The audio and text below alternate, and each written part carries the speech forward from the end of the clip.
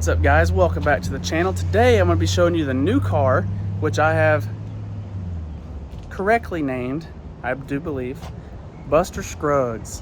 So if you haven't seen The Ballad of Buster Scruggs on Netflix, I recommend you watch it because I found the movie to be really good. It's like 6 short stories inside of one movie. It's a long movie, but it's 6 different stories inside of it. The Ballad of Buster Scruggs was by far the shortest and my favorite. It's the very first one. So if you haven't seen it, go and watch it and you'll kind of get an idea of where I am thinking with this car. Now, getting back into the car, I've showed you guys a couple clips, but I haven't showed you the actual car itself. Now, the car is a 2000 Mustang GT, and it is red, as you've already seen. Without further ado, I give you the car. And here he is, Buster Scruggs. Now, like I was saying a second ago, I do really like the movie. I think it turned out really good in my opinion. I thought it was a pretty good one. Now, if you haven't seen it, without being too much of a spoiler, Buster was one of the fastest guns in the West. Now, my whole idea behind this too is I plan to be one of the fastest stick shift guns in the East. Not really. I don't really plan to set any records, but I do love stick shift racing. I consider myself a pretty good driver, and I want to put a really good transmission in this car and have fun. I want it to be a really fun stick shift daily driver, and I plan to get rowdy with it. Now, one of the first things you probably noticed, I'm gonna go ahead and address the elephant in the room. She's rusty, right? We got some pretty good sized chunks coming out of this thing, and it is what it is. Now, I don't care. I like the rust. I personally think it's really cool. The car's out of Kentucky.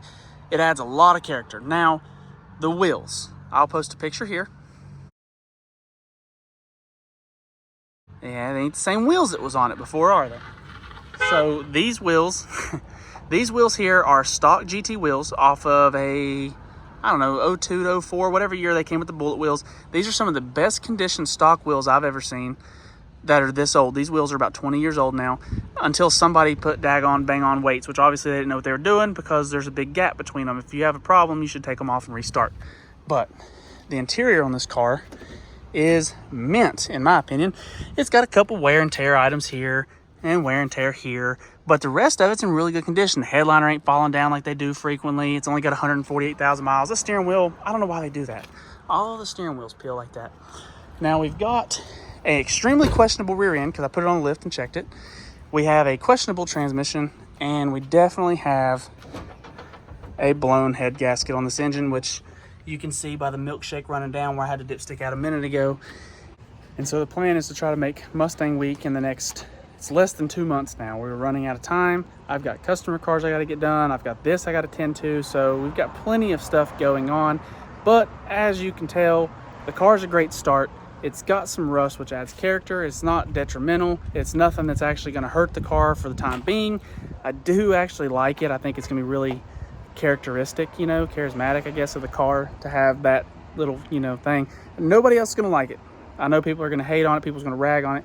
And hopefully, maybe we put clear taillights in it to make people mad so they won't pay attention to it or something. I don't know. Get their mind on something else, you know.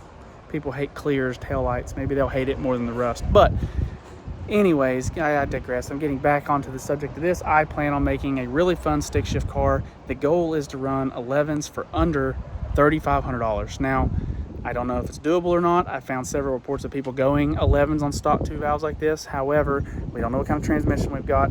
We don't know what kind of rear end we got.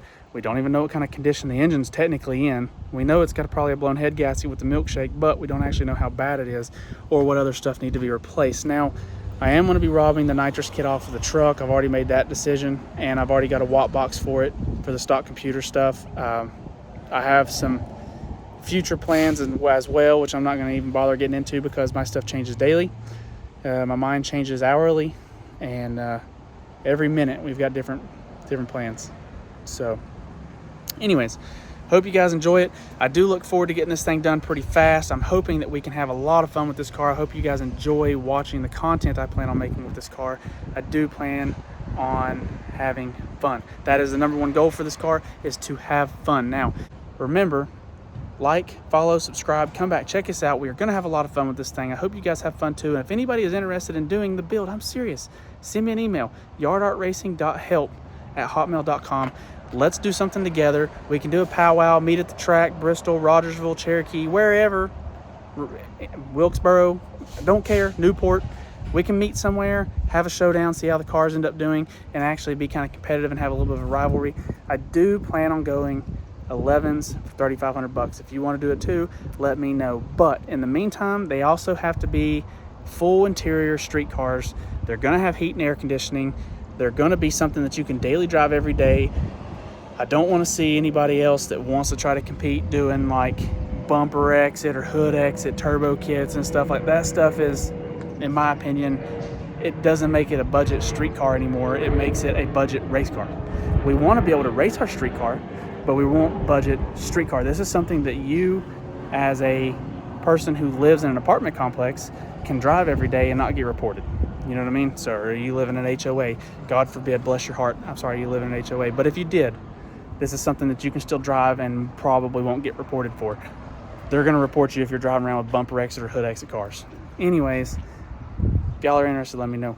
Like always, make better choices, and we'll catch y'all next time. See ya.